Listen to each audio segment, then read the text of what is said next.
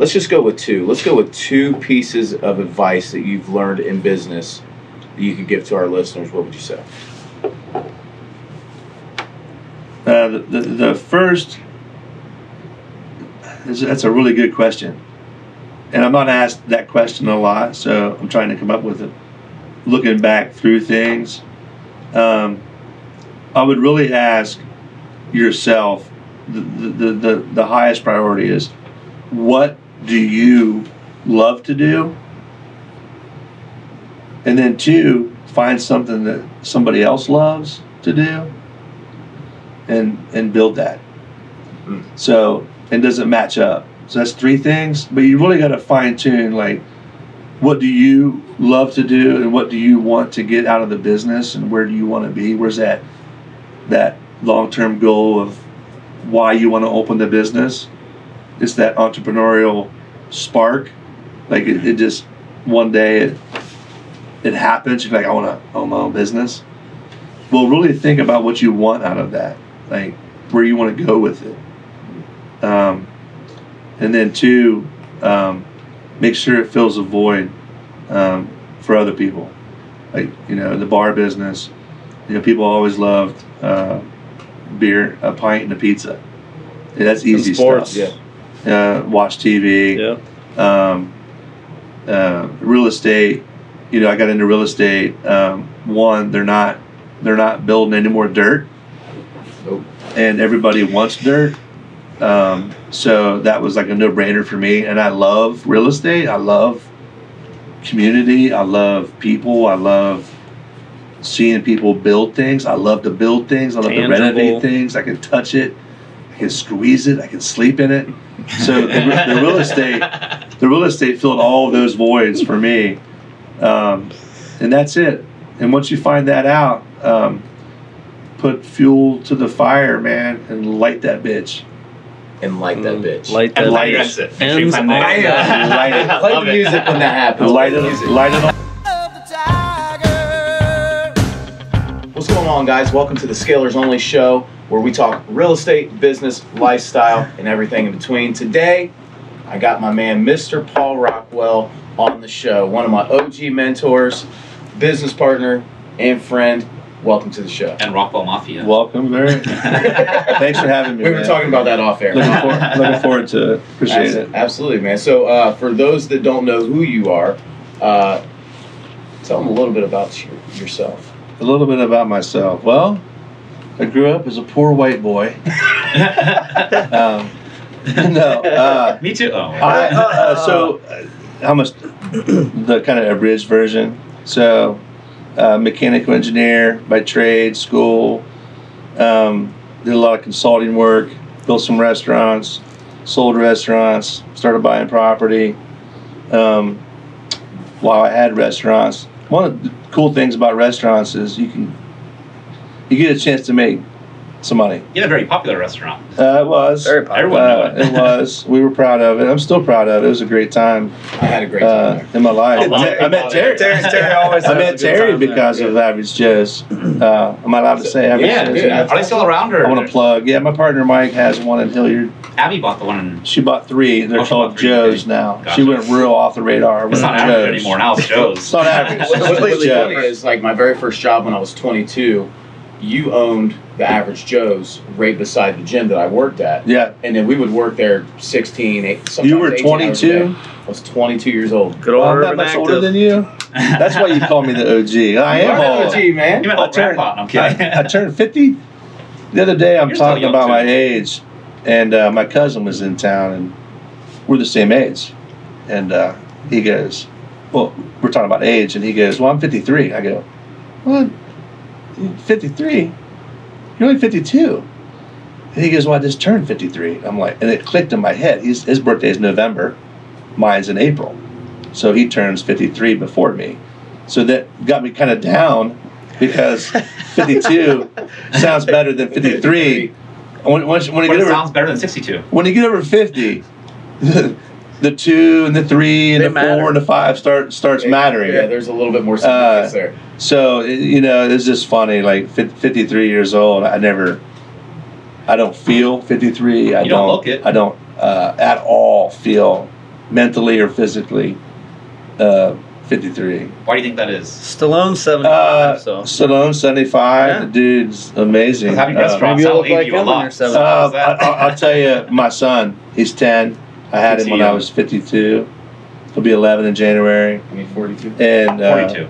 Oh yeah, I was 42. I was like, wait a minute, you said. See, my mind might be gone. But no, I'm around young people. I coach his football team. I run the league. I coach his basketball team. I coach his soccer team. I'm around 10-year-old kids Keep you young. all the time, and most of their parents are 30s.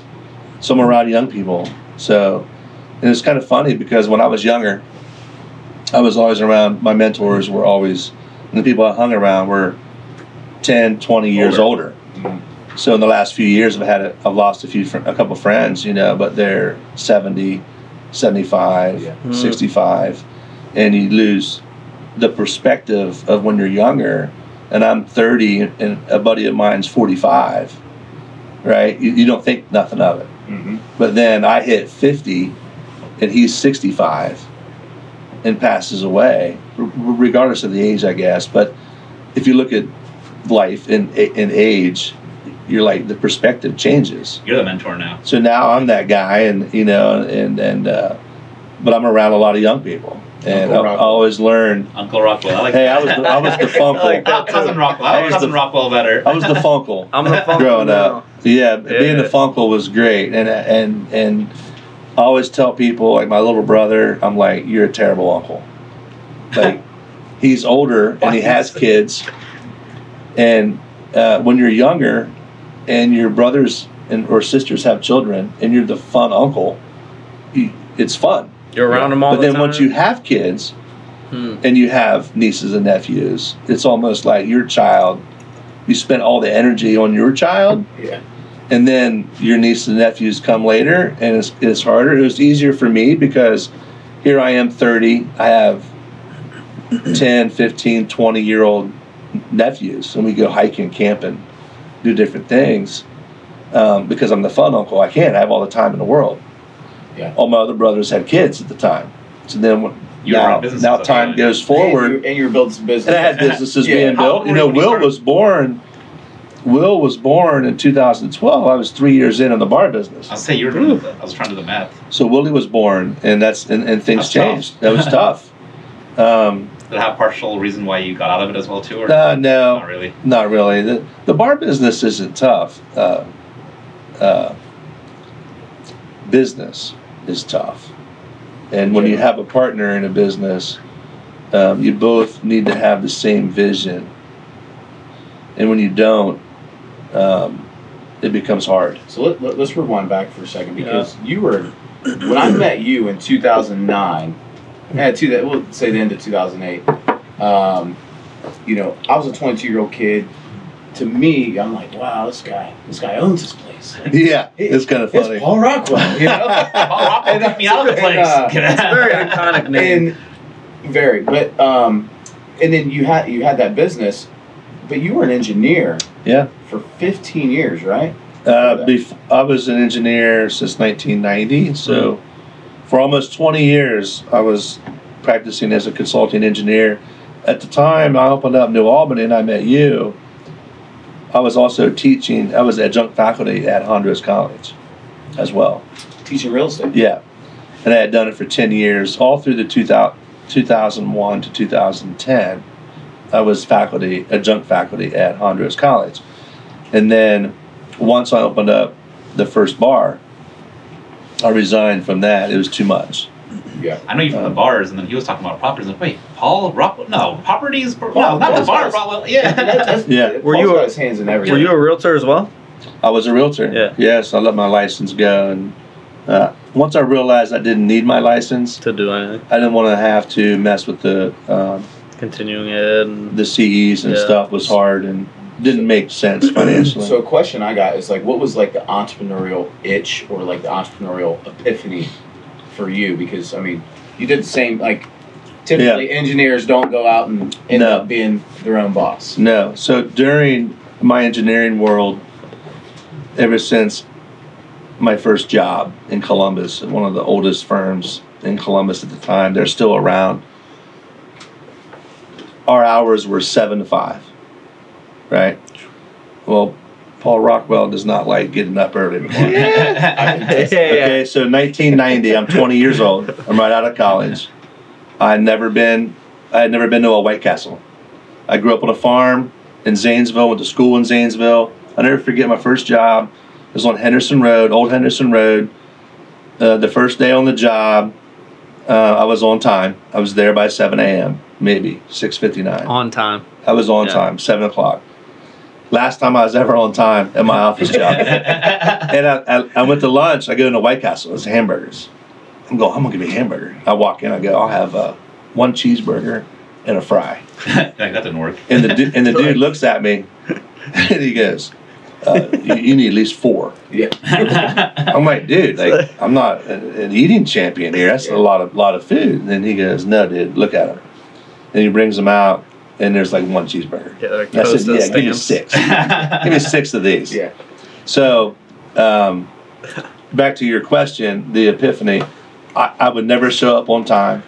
I would sit at my desk, and I was a doer, right? So we had first time career world. I'd show up. I'm in a place called the Dog Pound. It's just cubes, and it's all engineers right out of college. We're designing, drafting. In the we called it the Dog Pound at the time. This is the early '90s, 1990. Why is it called a dog pound? Because we all like the Cleveland Browns and Okay. the dog I pound. wasn't sure if it was like Work any later. dog pound death row. Like a It was sales kinda like- floor. Terry's a Browns fan. At the time, the dogs were big in Cleveland, so we just called it the Dog Pound. And The last time they were big. Just kidding. yeah, it was. And so I get they give me a stack of work. It'd take me 3 hours to do it. And I'm like, what's next? All right. And they're like, well, if you got all that done, then look back over it. I'm like, well, fuck. I go over it again. I'm like, I'm all done. So I'm like, ADD over here. I need something else to do. So Yeah. there's no internet at that time. Now I'm really dating myself. That's crazy. So there's no internet at that time. So I would always have the Sunday paper, and there would be want ads. And I'd go down the want ads. Those are the And- best things to read. I love And those. I would read, like there would be a job, a pizza delivery job that was Fridays and Saturdays at Donato's. And I'm a big pizza guy. So I lived on the east side. The Donato's was hiring. I'm like, so wait a minute. So I go to Donato's. I get a second job because I need stuff to do. And work Friday, Saturday nights. First time in, they go, hey, big guy, you play basketball? I'm like, I love basketball. That's my game. You know, back then I'm 6'3", 200 pounds at that time. So I'm flying, playing ball 6 days a week all over campus. Well, Jim Grody, who owned Donato's at the time, he started it, founded it. They ran a basketball league. So I'm like, yeah, man, let's play some basketball. So we got to the airport, some gymnasium, start playing basketball. And this thing I know, they got a whole tournament. Donato's teams, he's bringing in guys from college and shit. I'm like, holy shit, it's a whole world I've never even seen before. So I'm playing basketball at Donato's. And so I started rolling, meeting people and all these different things. And then just doing side jobs and stuff. And I realized that, like, it was not until 1998, I remember seeing an ad somewhere, one of those, what do you call it,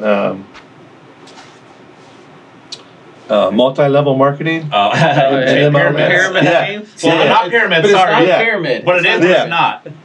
Well, Just well, that's a whole other story. Illuminati. My uncle was actually in multiple pyramids back in the day.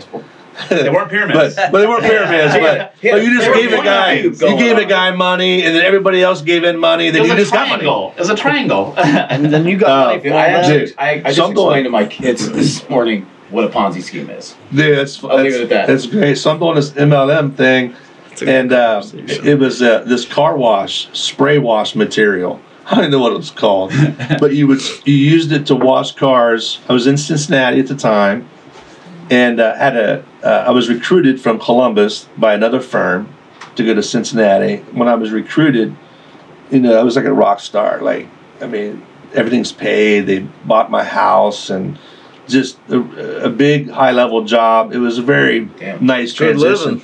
Just I'm 20, 24, 25 years old, just having a great time. Single, all expenses paid, all this kind of stuff. So I'm down there for a couple of years. Then I get into this MLM thing, and I'm like, okay, I'm gonna start a car wash company. So people don't even know this stuff. I'm going deep here in the entrepreneur. So I'm doing this car wash thing. Bikini wash or normal and there's wash? no internet. This is word of mouth. So I have a tool bag with all my bottles of spray shit. And I'm going out and spraying people's cars, and they're also waterless stuff, right? Waterless stuff. So now there's a bunch of it out. This was back when it's still up to your gas no station internet. Trying to sell it, and it works. It works well.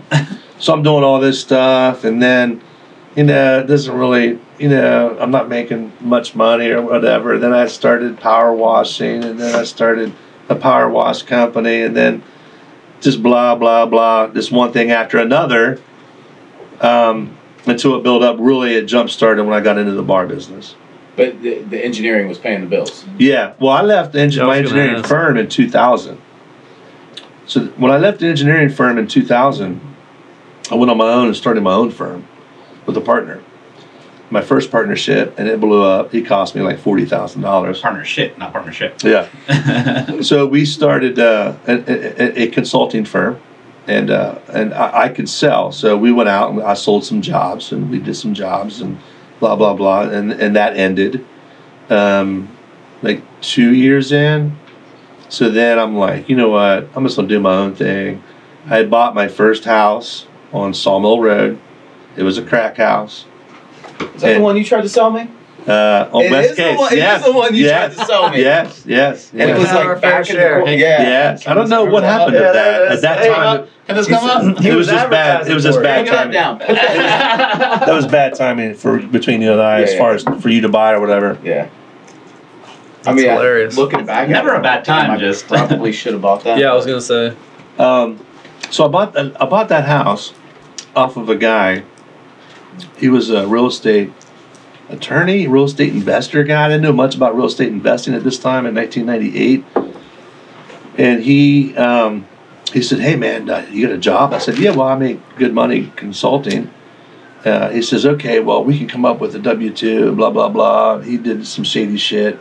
I got this house, paid $60,000 for it, and then I took 10 grand, renovated it, refinanced it for 130, cashed out. So I'm like 20, 30 grand cash, start my consulting business out of my office, bought a hot tub, I'm rolling. welcome to real I'm estate. 28 years old. He's doing tub talks. Dude, oh yeah. We called it hot tub therapy night at the Rockwell house. That's the OG burn method. And if any dude had to came over, he brought 2 chicks.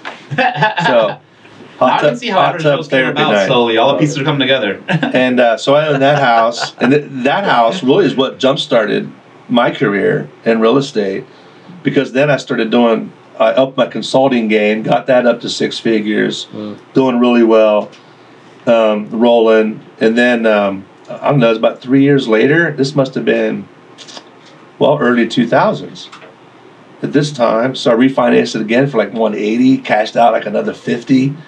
So I'm like, this house is just for our listeners. I love this shit. Yeah. And you're burring before everyone knew what a burr was. So that's kind of really where I got the taste of the entrepreneurial thing, and then the real estate. Realizing like, holy shit, like I can put in some sweat equity, cash out 50 and go buy another one. Yeah, you're like, they just and then cash out for 75 and go buy another one, and then just keep it going. And at that time, I was involved with RIA, the old RIA, here in Columbus, out at the McCoy and Hilliard.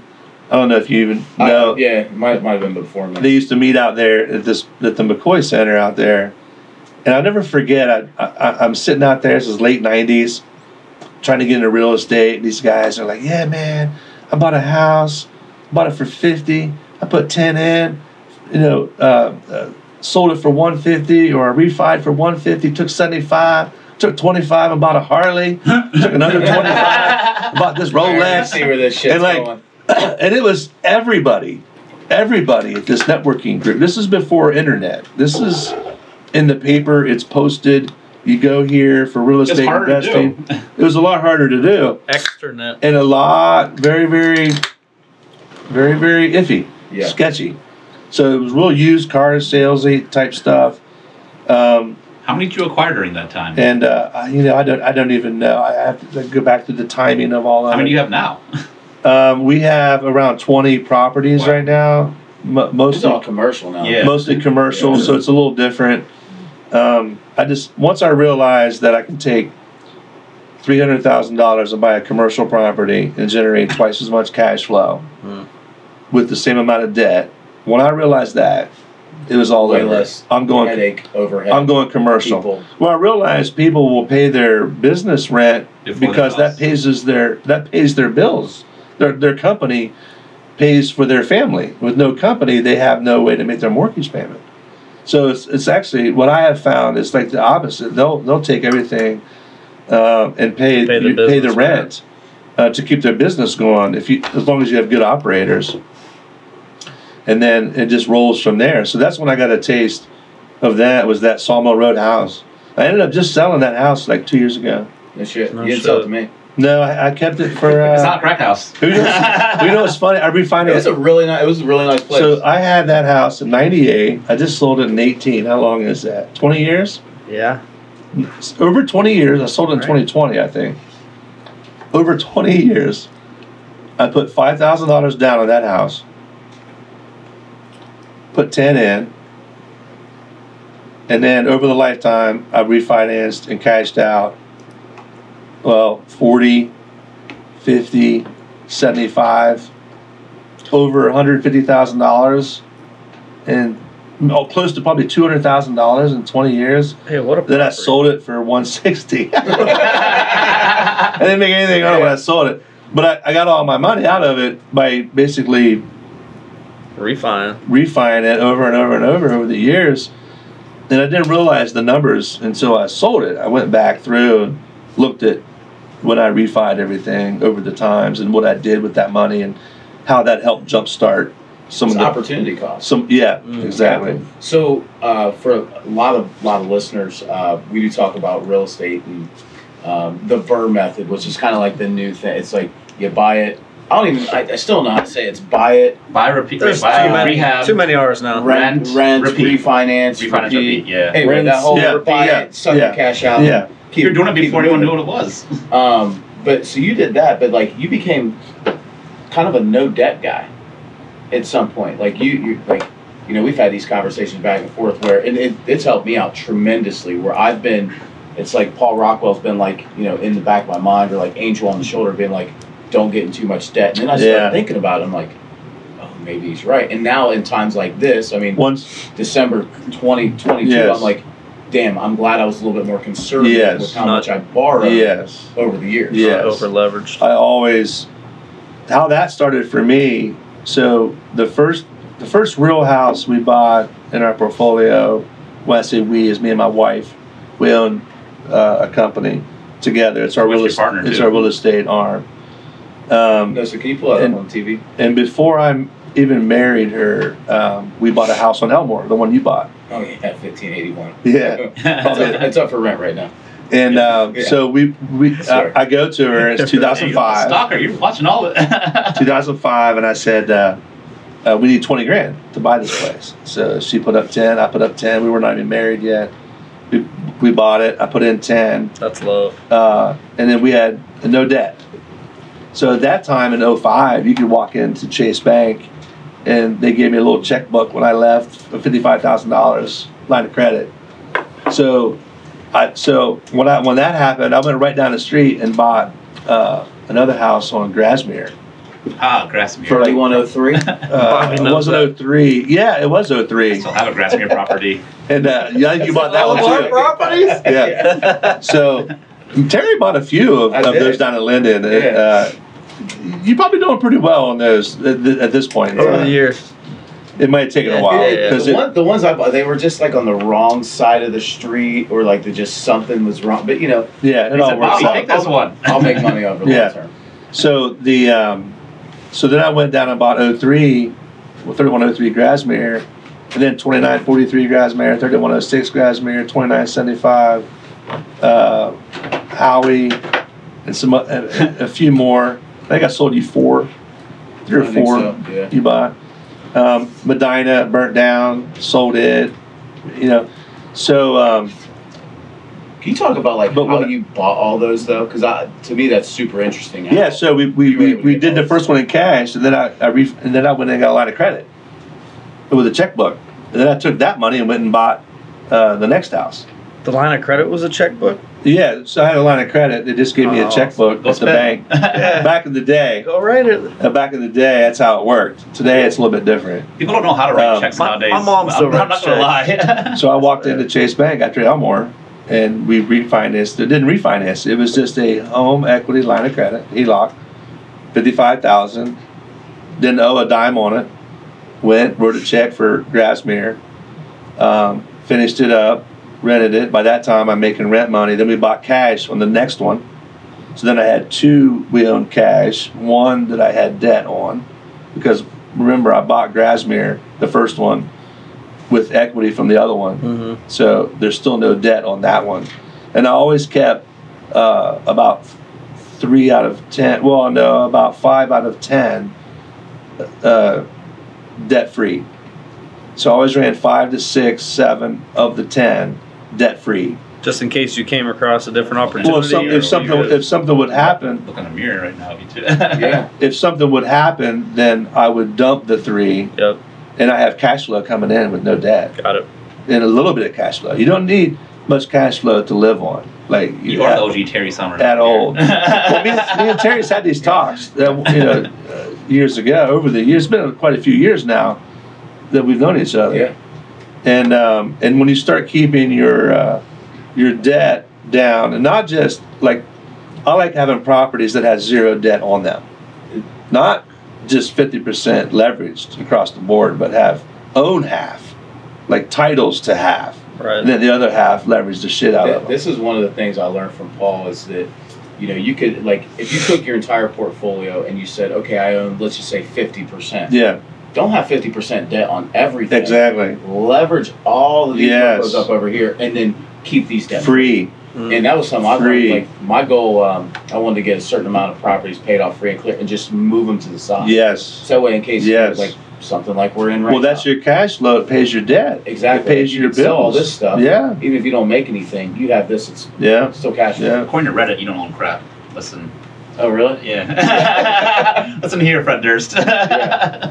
Went viral on TikTok, So and that's what I was saying earlier. To get into real estate is a high level. It's a high barrier cash to get in, because the bank's not going to loan you money on a shit property.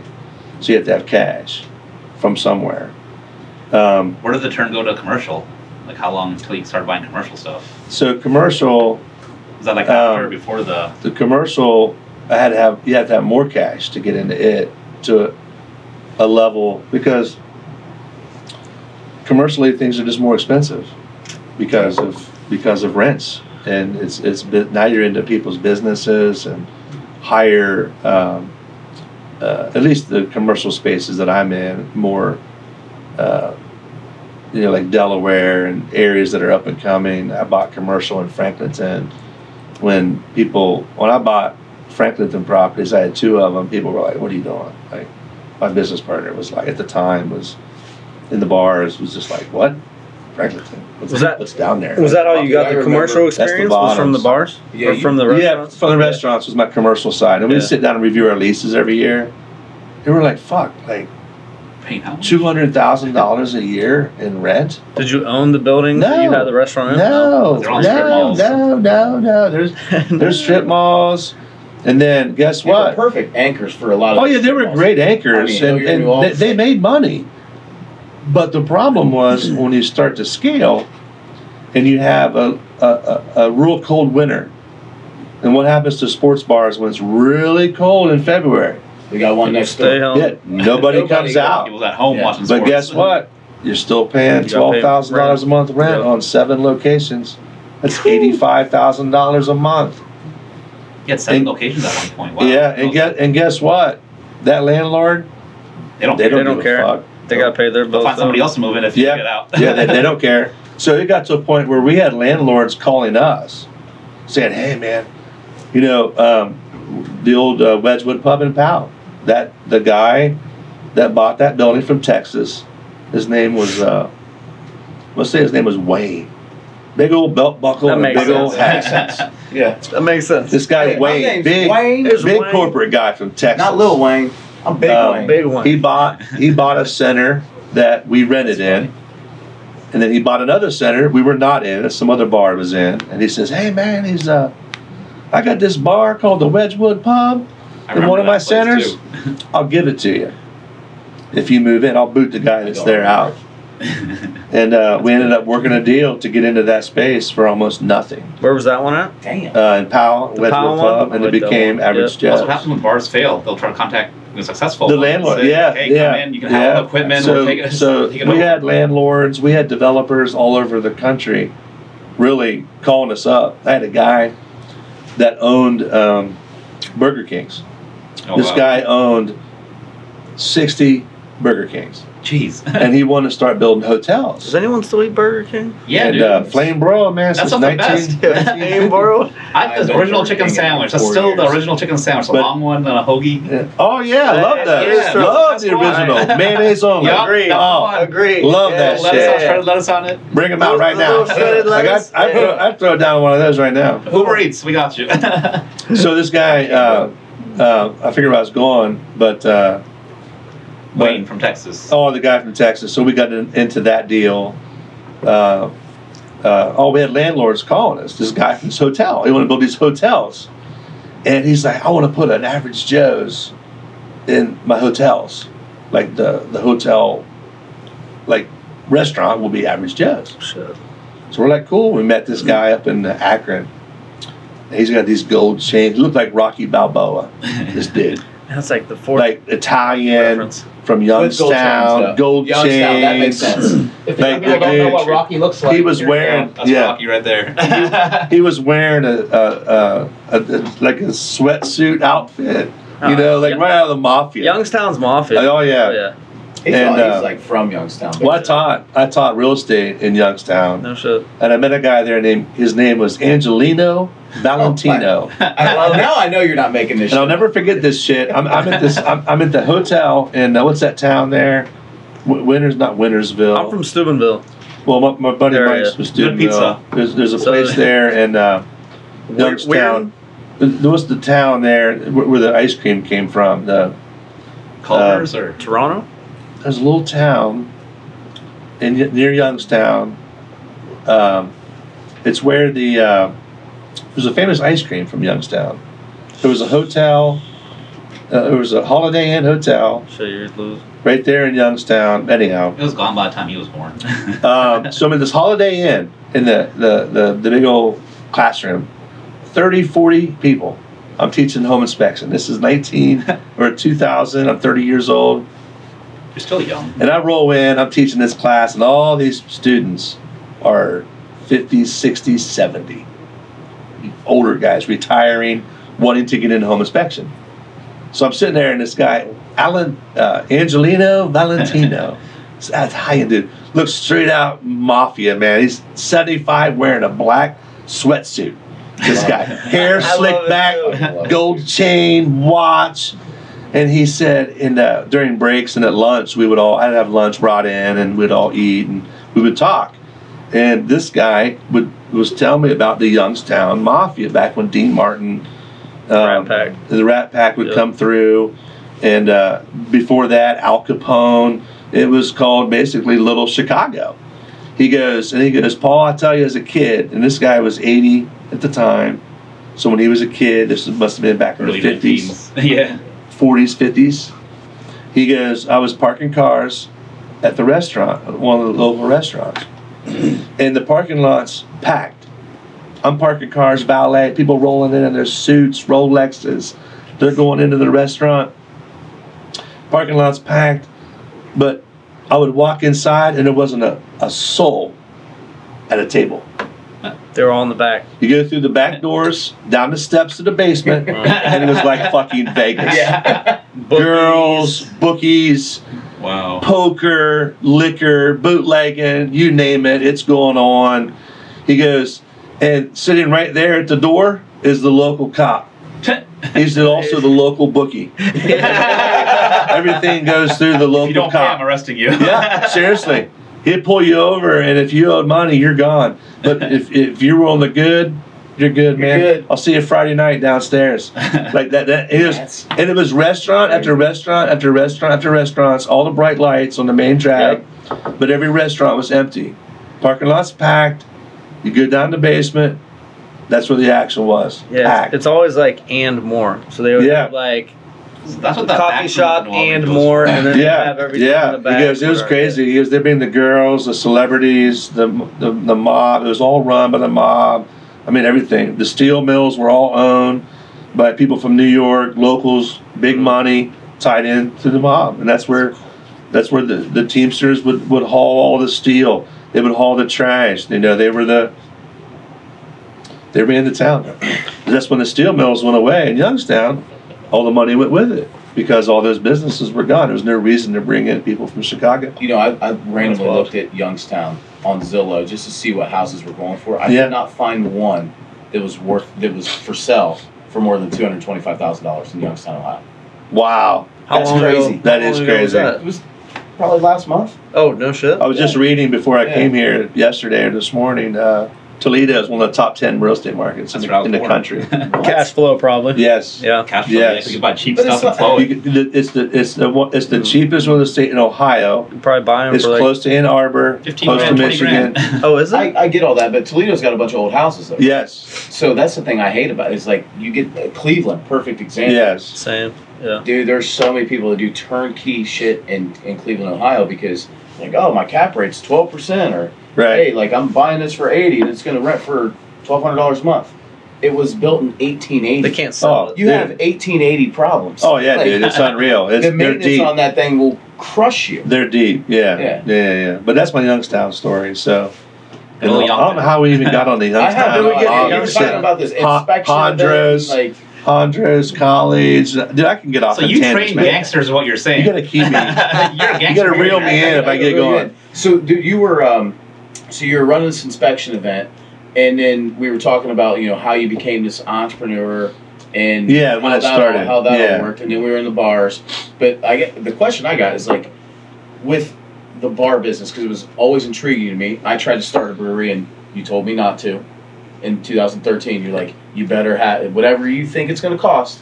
Go ahead and double that. Yeah, it failed. And then you told me one other piece of advice. You're like, whatever your rent is, if you can pay for your rent on a Saturday night, you might make it.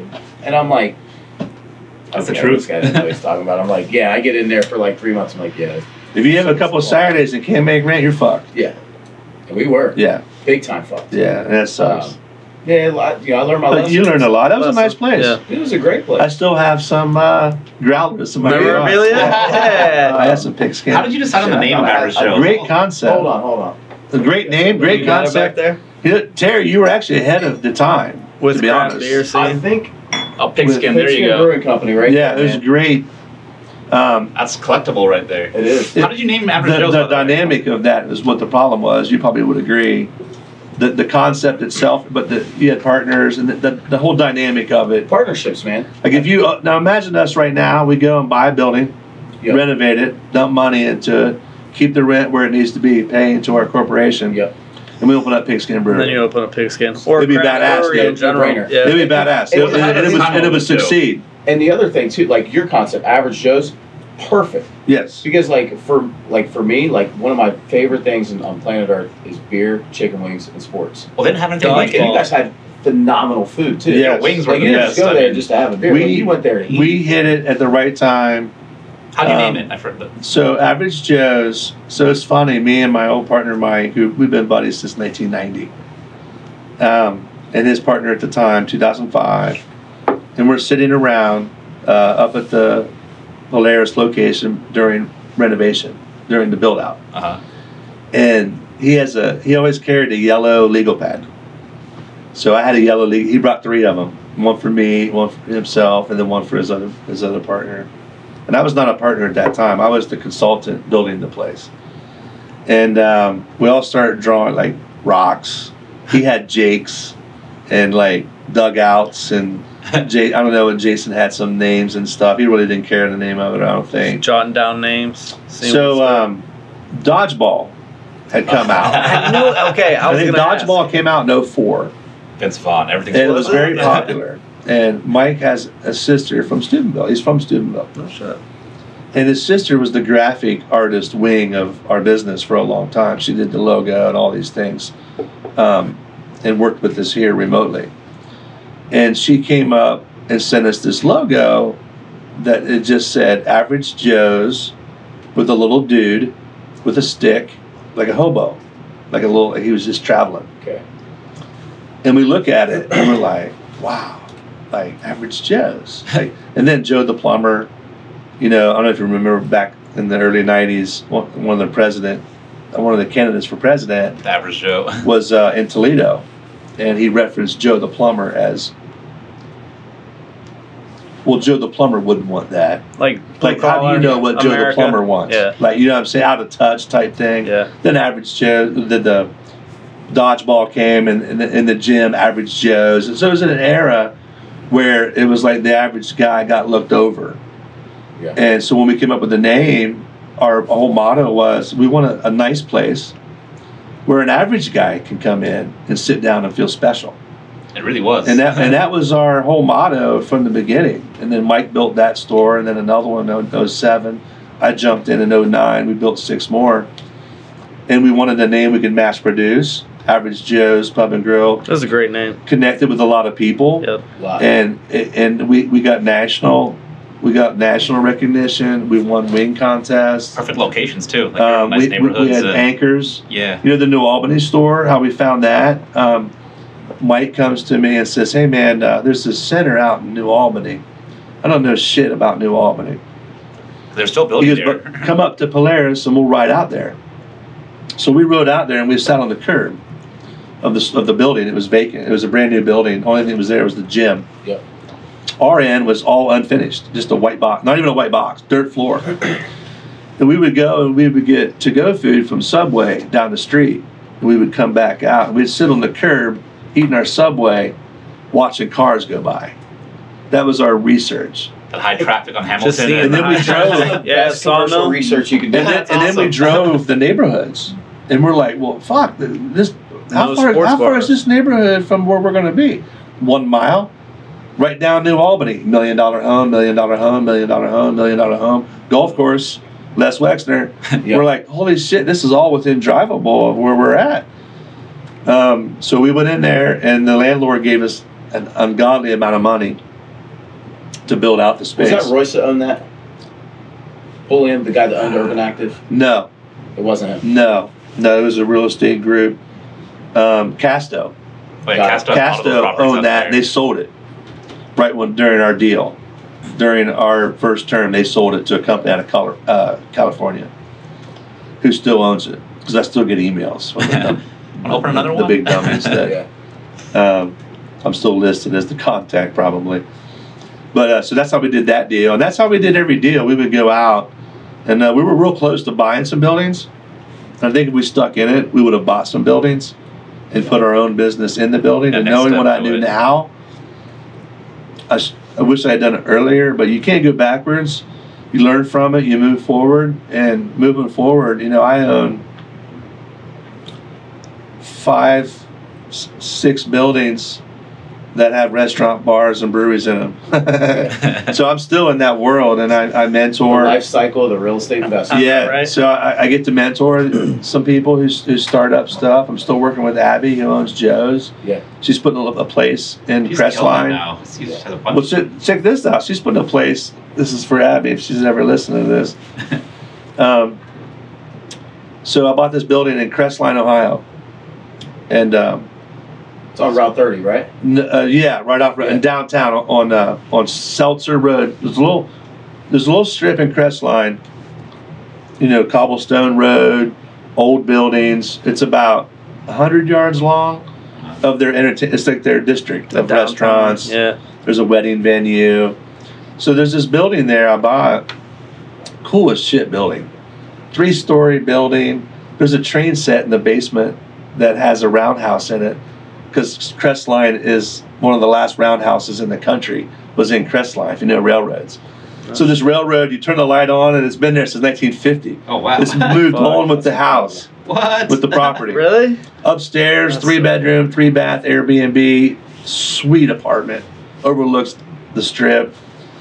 And we're building out this first floor to a restaurant. And so I called multiple people. And finally I got hold of Abby, and I said, hey, come up and check this place out. So she comes up, and now she's used to big rent, like Average Joe's rent. And up there, we're not anywhere near that. Right. And she's looking at it going, fuck, like I can come in here, build this out, boom, boom, boom, and pay half of what I'm paying now in rent. And I said, yeah. And she's like, I'm gonna think about it. And eventually she's like, I'm in. What's the name gonna be? And I threw out the name to her early on of Joey's, because it's small. It's a small little boutique-y type bar, not a big, massive Average Joe's. And I just thought Joey's, because she has Joe's. Yeah. I just thought a smaller cool. version of That's a Joey's. Yeah, Joey's. It's kind of cool. I like that. So at first she was just like, whatever. And she's going through names, and then I'm like, eventually we get to the lease, and what did you decide? She goes, we're going with Joey's. And now she has the logo up there, and she has 2 kids. She started with us before she could serve beer. She was 18, 2001 at Wedgwood Pub. And she got no college degree. She is a hustler. If there's ever an encyclopedia that comes back, and business hustler, just hustler period, is her. Like, she is a worker. She's a doer. We always told them, save your nickels and dimes as bartenders. And then now she owns 3. She's opened up her 4th bar. Get shit done, Just, right? just getting Awesome. shit done. Get shit done. I love that. So, talking about partnerships, because we were talking about that to our Scalers Only community earlier, and which, dude, you dropped a ton of nuggets for these guys too, by the way. I really appreciate it. Partnerships, it sounds like you've had quite a few, and I've had a few, and sometimes there was times where I just wasn't the right partner either. Yeah. And there was things that but I should have looked at that going into it, like, hey, their personality is this type, this is what they want out of life, and this. Yeah. But talk about like what you've learned out of partnerships. So I'm a very grassroots guy. I mean, you know me. I grew up on a farm. We worked every day. There was not a day off. That's just how I grew up. And so getting in through engineering and getting into business and my first business venture with my first partner, Zig Ziglar. I'm a huge Zig Ziglar. Zig Ziglar. Wow. Going deep. So back in the early 90s, I read a book, and then I went to Tapes on Books. And there's one of his original books is called Over the Top. And there's a later version called Meet You or See You at the Top. But Over the Top is one of the first books I ever read on motivation, business. I want to say motivation, because motivation, you either have it or you don't. So you're born with it. But how you deal with it, you can learn. And in that book, I'll never forget, there's a chapter or a portion of the book. He talks about how you can go so much further if you have more people around you. Like, you can have more together than you can ever have by yourself in so many ways, either in business, financially, spiritually, economically, any way you look at it. And I believe that to this day, that you can go further with people around you than you can by yourself. You can reference the geese. The geese fly in flocks. They fly in the flying V formation. I don't know if you know it or not, but the flying V formation has been tested in wind tunnels, and you can travel 20% further flying in a flying V formation in the same amount of time than flying by yourself. Wow. So the geese know this. That's crazy. And they're born with it. And when you see the flying V formation fly over, you'll be a moment where they're quiet. And it's like silent. They're just soaring. And then you'll hear a geese start honking. Then they'll all start honking. Huh. Because the head geese takes on most of the effort. The head goose gets tired. He rotates to the back and the next goose up. And they'll honk. Do they really? Yes. And you watch. Watch a pack of flying geese. Google this shit. I'm not making it up. Like, you can Google it. But Zig referenced that in one of his books. And I'll never forget what it meant to be a team and how far you can go as a team. I'm a team. And I've been an athlete my whole life. Coach sports. I played sports. Basketball was my game. Been a team player my whole life. So that's how I got into partnerships. And then not having anybody guiding me, your son, he'll have you to guide him. I'm guiding my son. If you guys have children or daughters, you'll guide them. It's like a mouse down a freeway, and you're the bumper system. You're just kind of protecting them. Let them make their own choices. And then, hey, that's a fucking cliff. Get back here. That's why I'm so shaken up. I went. My kid fell off the bed the other morning. Yeah. Dude, I literally left the bed. Yeah. Oh, yeah. I can't believe it. I got hot, dude. My buddy, one of my sons, one of his best friends, blacked out, got out of the shower. He's 10. He fell and hit his head on the toilet. And I was talking to his dad. We coached football together. Yeah.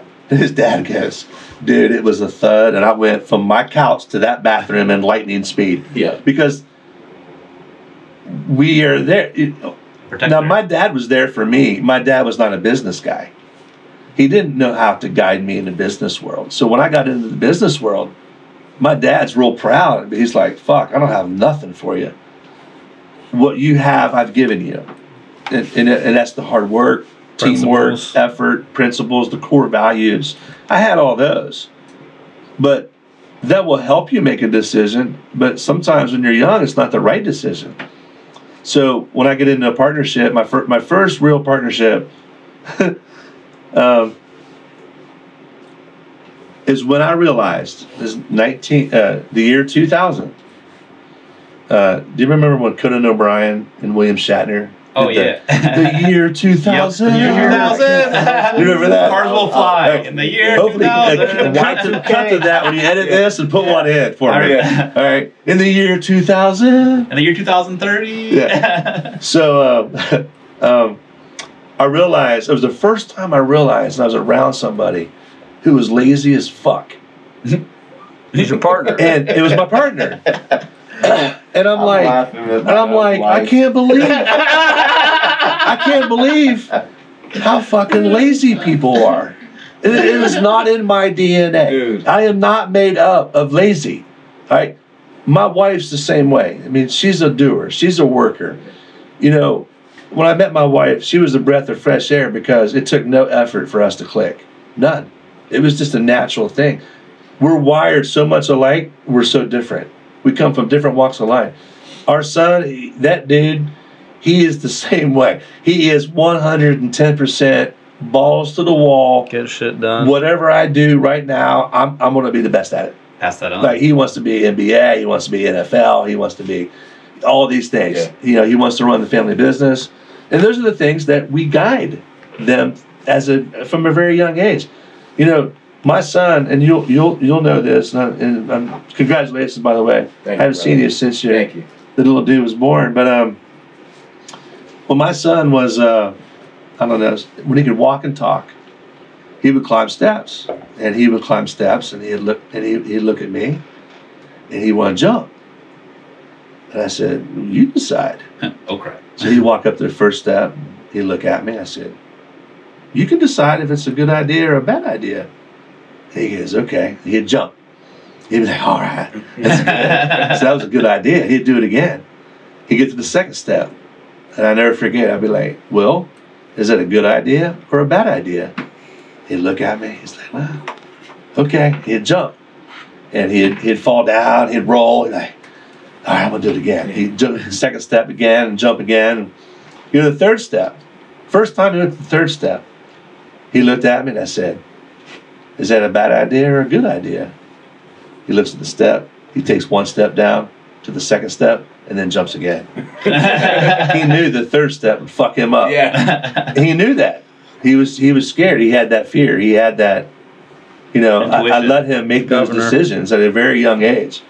And one of my mentors in my life, when I had my son, I asked him about, he raised two great boys. They're in their 30s now and they have kids, and Rick's passed on since. But I asked him, I said, how'd you raise such two great boys? And he said, I'll say a couple things. One, they're super smart. Let them make decisions at a very young age. And your job is there to catch them when they make a bad one but let them make them. Yeah. Let them make those Let them decisions fail. at a young age, and let them fail, and let them do those things. The next thing you know, they're going to be 10, and they're not going to have to ask you.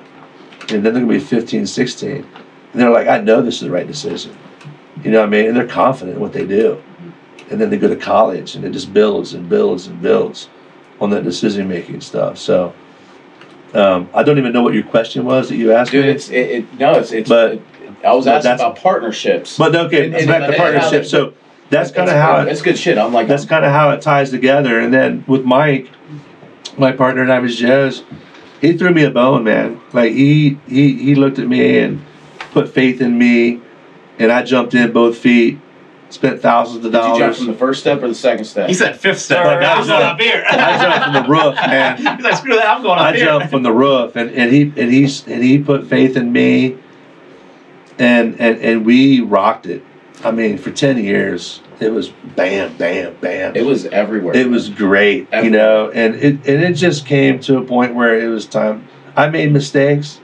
He made mistakes. We just talked today. You know, we still talk.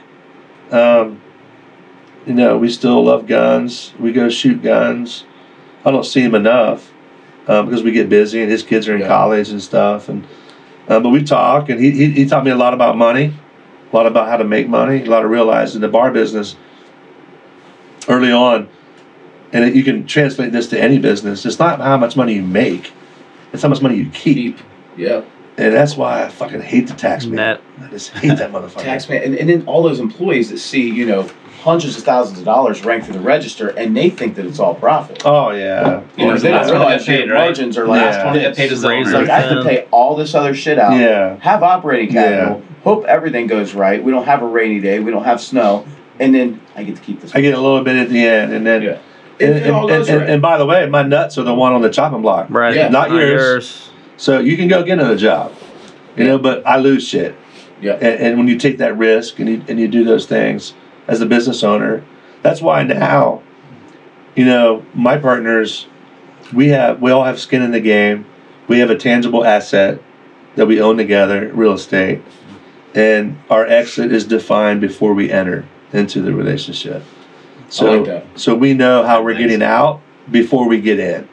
So then if something happens to me or my partner, my wife's not dealing with, oh, fuck, what do I do now? No, you pull out a piece of paper. It's laid out, you know. And I had to learn through that. It took me, you know, the gym was a big learning process. Yeah. What a clusterfuck that was. I mean, Going to the gym.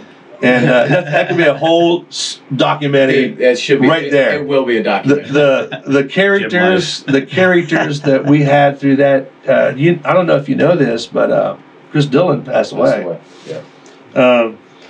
I reached out to his daughter and gave her my condolences and stuff. But life is precious, man, and we're all just a bunch of hustlers. Like, let's get in this. Yeah. Let's carve this bitch up. You know. Dude, I remember, and it was fun, and I learned a lot from the gym. Did you come into the brewery? Yeah. And I came in and looked at your books and was kind of looking at things over. I remember because we were talking about the gym, and like I had like I don't know like 45 grand in my name. This is like 7-8 years ago, and I mean cash. Yeah. And you're like, yeah, it's gonna be like 30 grand. We need 50, but I'll do 30. And I'm like, I get to be in business with Paul Rockwell and Matt Catalone. Yeah. All right, cool. I'm in. No, it was great, and I learned so much. We all learned so much through that, and that just got to a point where it didn't fit my portfolio, and it's a lot easier with you and Matt making decisions versus having 3 people and all that kind of crazy shit. The building works out, you know. So I mean, it'll work out one way or the other. It's gonna work out. Yeah. Man, it's a beautiful building, great building. I'm happy you got it. I hope it all works out for you. And it will work one way or the other. Yeah. That's the thing with real estate. As long as you stick to a few principles, you're going to come out on top. It's just that simple. But you got to stick to your guns and not get upside down. Man, you guys really could have had Average Joe's and Globo Gym. Yeah. Damn, why didn't you name it Globo? How did you imagine the first and second level of that place? I don't know if you remember. Early on, you came in. Me and Matt bought it. Had a deal done. Yep. Then you came in within the first year. Because Matt was asking me when you guys originally, and I'm like, dude, like I ain't got the dough right now. I'm waiting on this cash out refinance, that cash out refinance. My checking account, my savings. So I don't know if you remember, but when it was Metro Fitness, me and Matt took over. Yep. We had tailgates at OSU football games, and we had Average Joe's and Metro Fitness on the signage. Dude, he's always been super creative with like tailgating. Yeah, marketing. Had, Red Door, right? Yeah, Red Door Barbecue. Dude, there. This dude was like, how big was that space down there? 400 square small, feet. Still right down there, right? Oh yeah, it's the one I just sold. Yeah, that kitchen was about 1,000 square foot. There's a smoothie place or something there now, right? Like an acai bowl or something. I don't know what I went there to get acai bowls, right? I sold it. But he was like during games. I mean, dude, you would kill it during game days. You're like, yeah, I'm just gonna run Red Door Barbecue up and down the streets on a rickshaw or a golf cart or whatever else I can do, and I'm gonna sell the shit out of this every Saturday. Yeah, we had some good tailgates. Down there. But Average Joe's, we brought Corona in on some of those and different vendors and stuff. Had a lot of good times. But there was one year it was Average Joe's and Metro Fitness was on the branding of the banners and all that kind of stuff. I thought that was funny. You've had a lot of successful businesses, but what's one that, I know like everyone has one or something that was like your source far, something that didn't work out? Like what's one that you definitely learned from that did not work out? Well, or something you tried. Other than pigskin. The bar or whatever. Performance Engineering was one that failed with my first business. Why do you think that was? Just the business itself? My partner. Partnership. The partnership and the way the business was set up was just destined to fail. And partnerships can control a lot. And then, great business, but it'll screw it up. And then even though it failed, I learned so much, so I put value to that. So I really don't have anything true failure that's failed that I don't have any value on. Now I'm gonna take that back. I might have. I might have. I don't have that much. It's like you see like Kevin Hart. He'll talk about how he put $2 million in his cousin Theon's family business and lost it all. I don't have that kind of cheddar to throw around to really to have. It doesn't have to be cheddar. It's like time and stuff that you put into. Now there's been some stuff that I've done that's not. Red Door is one. Red Door Barbecue. That didn't pan out. That's when I realized how important it is. When you, I call it square peg, round hole. You can't fit a square peg in a round hole. So when you're teaming up with people to do different business ventures, I, coming from the sports background and the coaching and mentorship and a lot of that stuff I've done, I see people and I see things. I see potential that they may not see in themselves. But that doesn't mean that they can do it. Right? It doesn't mean that they can do it. Fish can't climb a tree, right? Yeah. So exactly. So I've done some business where in the past I'll meet people, great people, they're great at what they do. Okay, let's be business partners. This doesn't work because they're not a business owner. They can't do what's needed. Would you say would you say the top 5 qualities that you look for in somebody? To be a partner? To be a partner. Whether it's a partner, jockey, operator, whatever. Someone that you know that you're going to be invested into. One is they have money in it. Skin to the game. Skin. They brought skin to the game. Yes, they have money in it. 2, they need to have a track record of something. Like, for an example, we have a guy right now that he's run restaurants for 15 years. Never owned one. He's had very successful openings, had very successful restaurants. Now he wants to get into his own restaurant. Okay. Cool. Check that box off. Yeah. Oh yeah, I got $100,000 to put into my own restaurant. Check that box off. The third thing would be you have to have some smarts. You have to have some accomplishments educationally, in my opinion. Like whether that's you start off with a high school degree. Do you have a college degree? Do you have a 2-year degree? Do you have any type of completion of a certificate, showing me that you've completed something you started. With college degrees, I don't look at it as it's a college degree in mechanical engineering or a college degree in science. Something you completed. You started it, going to take it to and you its end. finished it, and you earned something. You did those 3 things. So you have to have that quality. 4, you have to pass the chug test. So What? it's called the chug test. Enlighten. Fish, Blue Fish, Red Fish by Stephen Graham. I'll send you the link. Yeah, you're going to need to do that. Blue Fish, Red Fish. The chug test basically is somebody that I want to sit down with and have a beer with. Wow. And after we I have like that one. After I'm using you're that still- one. and after we have a beer No together, breakout. we still get along. Yeah. Yeah. And we're all right. Yeah. You passed the chug test. How many So- beers? Just kidding. Just one. Yeah. Just one, because if you get too many, ask Terry what happens. I'll remember. No, you gotta be able to sit down, have a chug test, and be like, all right, you're cool, dude. I can do this. Because at the end of the day, I'll get along. all shit goes to hell in a handbasket. What are you gonna You do? gotta be able to be honest We're with gonna each sit other. down. I'm gonna Yeah. drink my scotch. You're gonna drink your Terramana, and we're gonna shoot the shit, and we're gonna have a good time. That's what we're gonna do. And then the 5th thing, things like loyalty is a big one. What kind of patterns of loyalty do you have? Are you married? Do you have a family? Do you have brothers? Do you have sisters? Those types of things. How loyal are you to the people around you? I think when you get into bed with someone, there's a loyalty piece that you need to have. People say, you're loyal to a fault. Well, I disagree. Because if you're that loyal to somebody, that means something, right? And you can't take that away. So I'll never say that you're loyal to somebody to a fault, because you see something in that person that they may not even see in themselves. That's why they keep coming back to you, because you're the only one that might answer them, right? So I'm a very loyal guy. I mean, it's family, it's roots, it's deeply rooted in my DNA.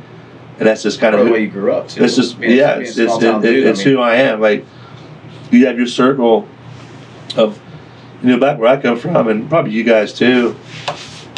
I have friends. My buddy Ryan, I'll see him tomorrow at the carryout, and we're like, "Fuck you." What's up, brother? Come here, and give me a hug. People around you are going, "What the You guys fuck hate I each just other? see?" Yeah, okay. Like, Yeah, do they hate each other? Known each other since That's we were funny seven. last night. That's all good. Known each other since we were 7 years old. Like, time stands still when you have that kind of loyalty. So what's next on the horizon for Paul Rockwell? Well, I want to build I told you I bought a village, but I don't have enough time probably in this podcast to go into that, but we're going to That's continue. next time you're You on. bought a village. I bought a village. Bought a village. We'll pick up from there on the next time I'm on.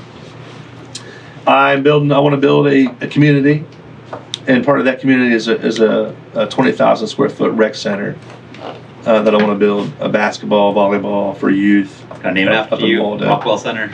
We're going to call it the Rock. The Rock. The I Rock. love that.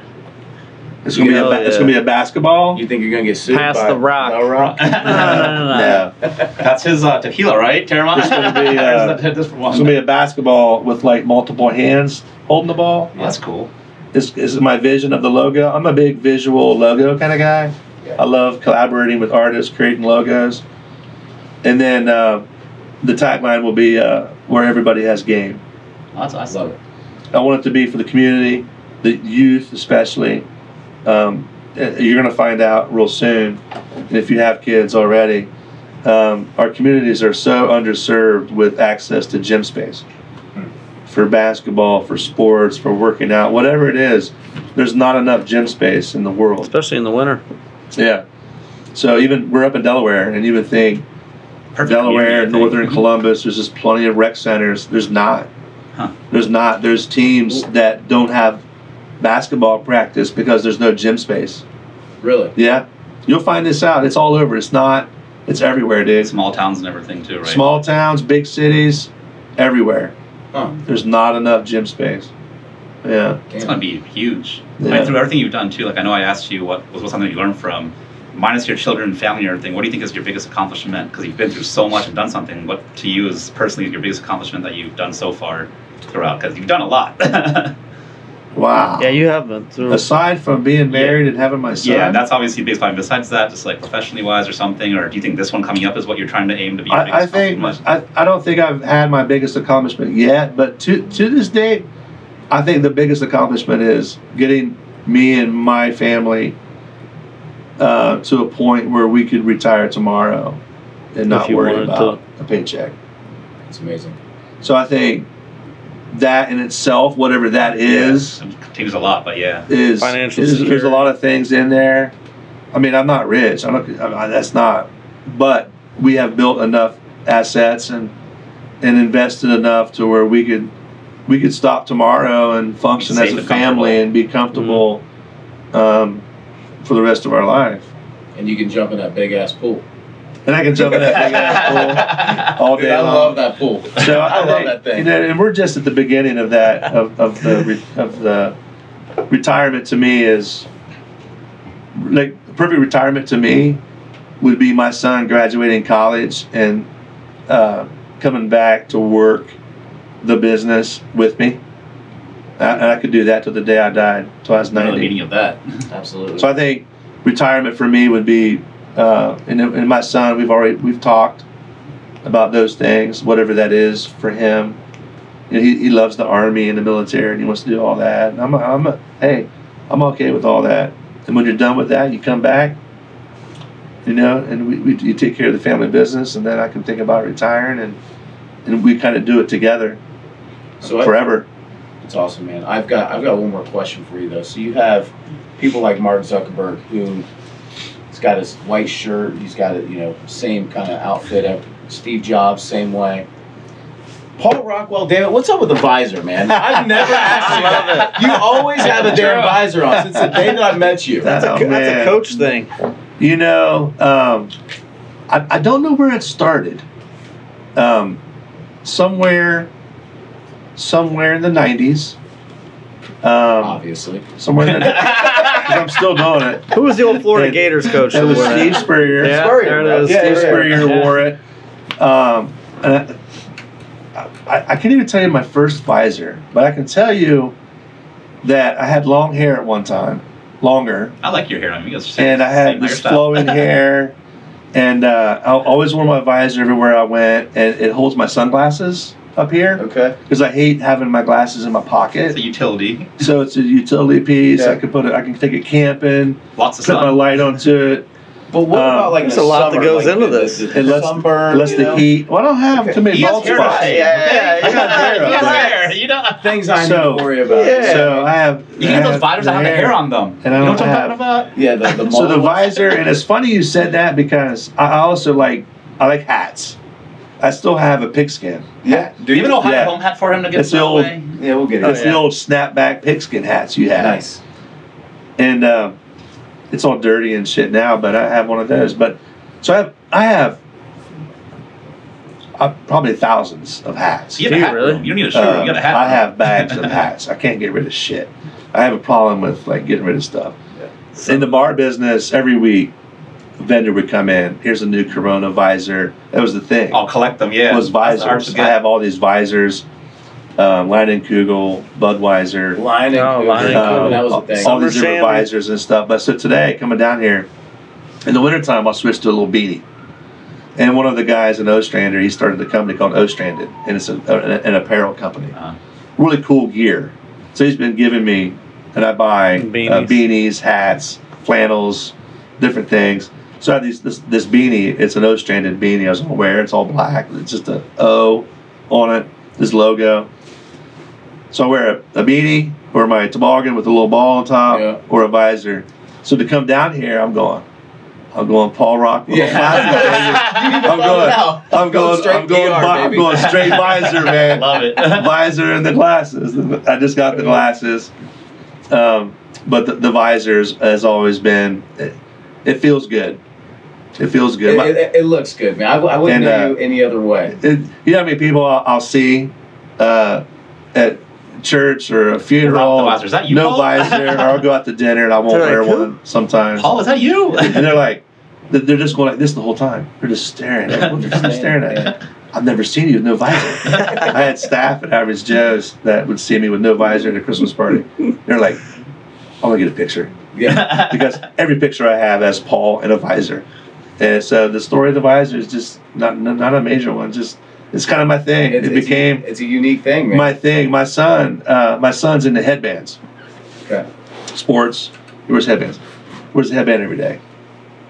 Like he just wears headbands. Even Make if that he's stop. not Please don't playing. let him go into that. I'm just kidding. And I just let him wear them. He likes them. It keeps his hair all floofy, and so he wears these. He's all fucking red, white, and blue. Yeah. School. He's still got that long hair, right? No, he cut it. He cut it. He's Okay. bummed. He wants to grow it back out. Yeah. So he wears this headband. So this morning we get up, and today was ugly sweater and Santa hat day for school. He's 10. He's 5th grade.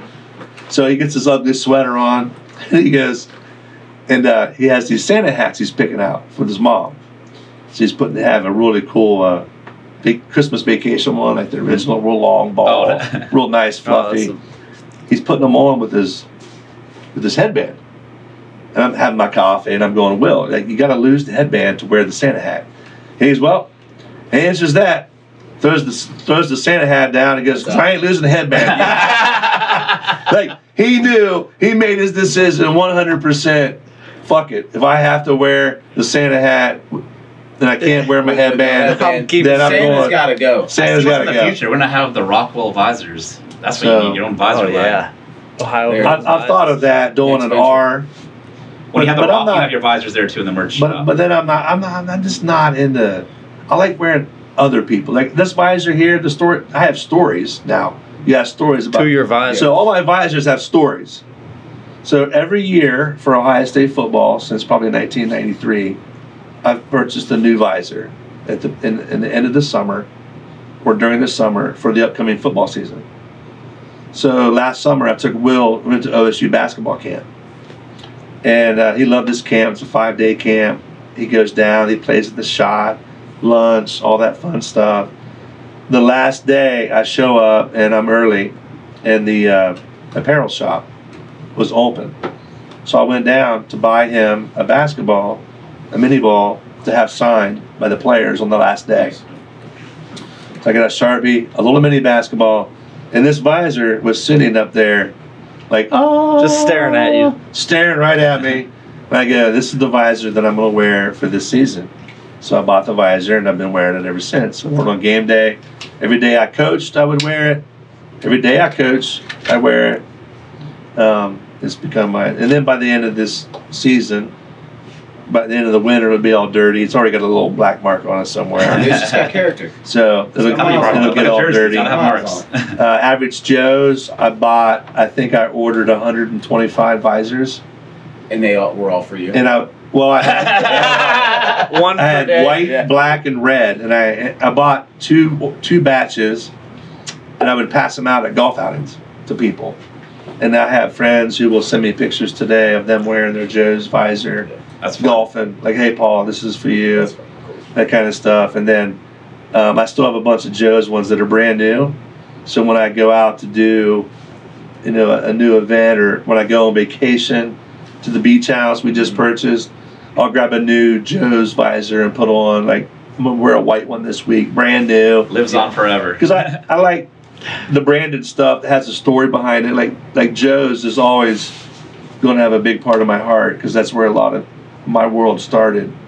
Really, Yep. was Average Joe's. Like, that was the jump start that got us going, and it will help. And it'll be one of my legacies. Is I'm the glad you Average came on the Joe's show. brand. I mean, everything I've known you for Joe's, through that, and I've never really had a conversation with you, so I really appreciate you Yeah, coming. But yeah. I hope a lot of listeners also realize this about you too. You're so multifaceted and just a Yeah. true, genuine person. You have so much more other than just, Paul from Average Joe's, Yeah. Average Joe's. But yeah, that's amazing. I mean, Yeah, everything I you've heard been that. I through heard and that a done. lot. This is Paul. He's from Average Joe's. Like, It's like for, so for much 10 more. years. Yeah. That was like, and after a while, I love that.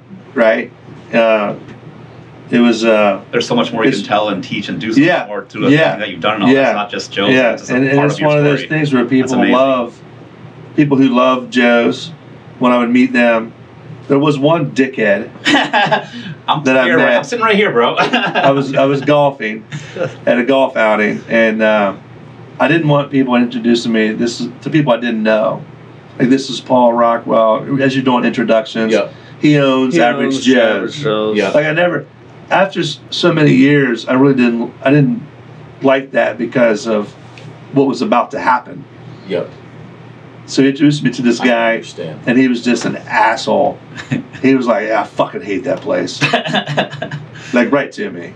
And I was just like, Cool. kind of taken back for a little bit, you know. I was like, damn it. I never had anybody like really come at me like that. Because most people know me or have heard of me, and so they know I'm not a dick. And if you did have a bad experience at Joe's, they knew I'd take care of it.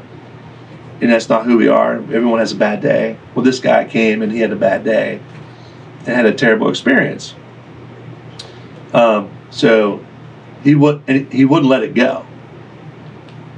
He wouldn't let it go.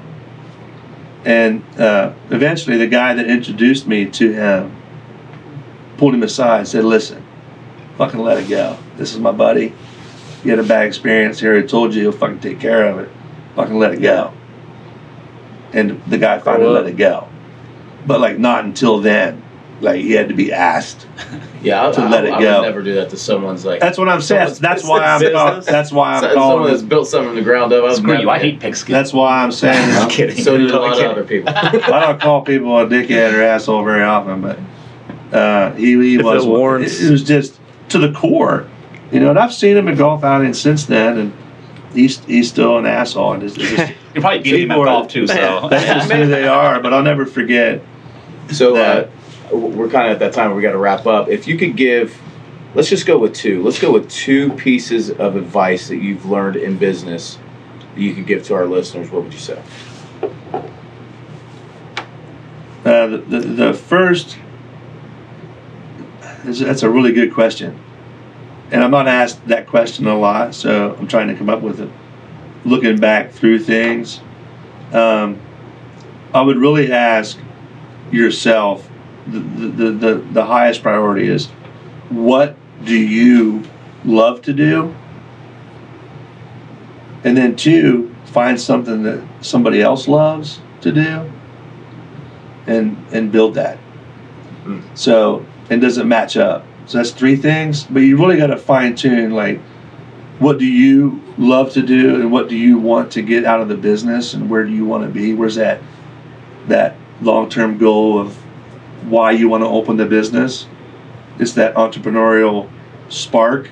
Like it just, one day it happens. You're like, I want to own my own business. Well, really think about what you want out of that, like where you want to go with it. And then two, make sure it fills a void for other people. Like, you know, the bar business, you know, people always loved beer, a pint, and a pizza. Yeah, that's easy sports, stuff. Yeah. Watch TV. Yeah. Real estate. You know, I got into real estate. One, they're not building any more dirt. Nope. And everybody wants dirt. So that was like a no-brainer for me. And I love real estate. I love community. I love people. I love seeing people build things. I love to build things. I love to renovate things. I can touch it. I can squeeze it. I can sleep in it. So the real estate filled all of those voids for me. And that's it. And once you find that out, put fuel to the fire, man, and light that bitch. And light that bitch. Light that That's bitch. it. Make sure you find Light that. Play the music when that happens. Light it on fire. Get shit done and light it on and fire. just go. And then, you know, put yourself around. There's so many pieces of advice. For those starting out, I will leave you on this one thing. A mentor of mine, one time I had a business card. And on that business card, it had, I think it said the Rockwell Company. And I was doing consulting work, and it had technical building solutions. I think you gave me one of those a while ago. I may have. was my motto, technical building solutions. And people would ask, what is that? And I would respond, what do you need? And if they said, you know what, someone smashed my mailbox last night, I need a new mailbox. I'll be there tomorrow to put you in the mailbox. I have a deck that needs tore off and rebuilt. I'll be there tomorrow and do it. So I came up with that slogan because it covered such a wide variety. And I'm a technical guy. I know buildings and I can provide solutions. Like that's the biggest key is providing a solution as a business owner. Yeah. The people who fail in business because they can't make solution, they can't provide a solution to a problem. Yeah. So once you provide solutions to problems, and you can do a lot of problems you can solve, it's magic. But I had a guy, one of my mentors, on my card, it had fences, gates, woodworking, power washing, all these things, right? And he was my mentor and still my mentor. Owns a very successful consulting business, engineer. And we're out to lunch one day and we're talking about, he goes, you see all these kids and they're having a hard time finding a job and they don't know what to do. He goes, it's real simple. You find a guy or a woman who owns a business and they're really busy and you call them up and you're like, hey, can I help you? And you be around that person because they're going to be so busy. One, they're successful. Successful people are busy. Yeah. If you are around that person, then guess what's going to happen? They're going to start giving you tasks in their successful business. It could be getting the mail. It could be getting coffee. And then the next thing you know, like, oh shit, you can draw? Well, draw this up for me. Oh shit, you can build a house? Oh, good. I need this addition put on. And now you're around this person who's successful and is so busy, they'll bring you into their team. And then now you have a mentor built in, you're in their business. It's created loyalty. And you create this loyalty. I've never heard it put that way. We always talk about go find a mentor, find someone, go work for somebody for free. But I've never heard it put that way. Yeah, it's just a conversation I had with this guy named Jim Schrader, and I never forget that conversation, because from that day forward, I was around him as much as I could be. And then it just started funneling off. And then guess what? He would come in with a new project, a new project, a new project. My office was in his building. New project, new project, new project. And so I had a pile of projects. I had to hire people. And you became the one that was busy and people wanted you around. Yeah. You're busy. This was before the bar business. This was before I got into the bar business. You can come back on again because I don't want this to end, but you're definitely coming back on again. We got a volume 2 with Paul. Ask me about the village. We will. Yeah. Because I'll bring in a copy of the little carnival map we drew up at the village. Really? That has all the little attractions and the stuff that we own in the village. I'm excited about that. That's awesome. And it's to this date, it definitely one of the top projects I'm most proud of. And we're in the middle of it right now. Yeah. Like, it's been going on for a year. And I have another year of building. Rome wasn't built in a day. And then by the end of 2023, it'll be where I want it to be for phase 1. And then it could grow from there. But it's an amazing, amazing project that we're doing. And it can be a book in itself. Everyone look up for The Rock coming soon. The Rock. That's in Waldo. I have 2 projects, I guess, going on. That's the Waldo project. You gotta do your quick fires. Do like 3 though, because we have to. I want to ask one of them though. That we always ask. I want to ask one though. We're gonna do 3 quick fires. You ready? I'm asking the first one. Hold on. You always ask on this one. 3 quick fires. Pineapple on pizza. I gotta know because you're a pizza guy. Yes. Yes. Okay. Absolutely. Scotch or bourbon? Scotch. Shave your head or nose pierced? No, neither. Are we allowed to do that? Neither. Never be able to use the phone again, or never be able to use a computer again? Computer. Yeah. I don't use a computer now. Yeah, you can live on the phone. I do everything on my phone, which is unbelievable. Saying, you don't need to. This is a computer. Actually use a computer. Like, yes. I do everything from my phone. Yeah, mine's from the phone. Yeah. 100%. Today, for some reason, when I pay sales tax through the gateway, you got to use like a computer and shit. Yeah. So, but other than that, the times we're in, paying taxes, you got to use the goddamn computer. Yeah. And that's another conversation too. The tax man. But I have some advice for startup people. Can I leave on this? Go ahead. Yeah. So my advice when you're starting a business out, and then you start making money, and your accountant comes to you when you bitch about how much taxes you pay, because you will. You are going to make so much money, and you're going to be paying so much in taxes, it's unbelievable. And you're going to be pissed. And you're going to go to your accountant, and you're going to ask the question, how can I reduce my tax liability? I hate paying taxes. And if your accountant replies, Paul, just be glad that you can afford to pay the taxes. If he replies that way, fire that motherfucker. Exactly. And find you a new accountant. Find someone else. Okay?